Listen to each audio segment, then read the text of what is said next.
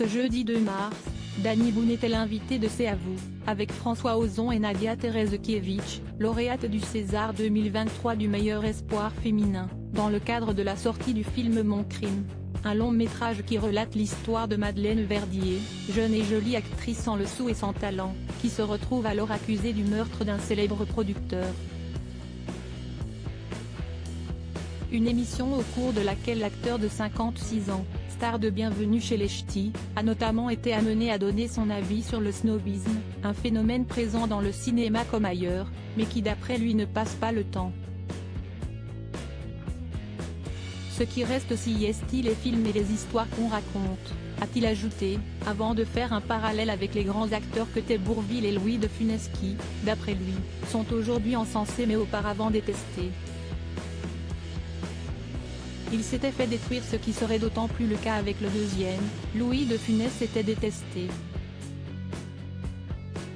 Si est Danielle Thompson, scénariste et réalisatrice, fille du réalisateur Gérard Houry et de l'actrice Jacqueline Roman, note de la rédaction, qu'il me racontait qu'il voulait pas tourner sur Rabbi Jacob. Il était dans sa caravane, parce qu'il avait eu un article très mauvais. Il voulait pas aller sur le plateau pour tourner parce qu'il s'était fait détruire. On disait qu'il faisait que des grimaces et que c'était pas acteur. Alors que c'était un clown et acteur extraordinaire. Pour rappel, l'ex-mari de Yael n'a jamais caché son admiration pour Louis de Funès.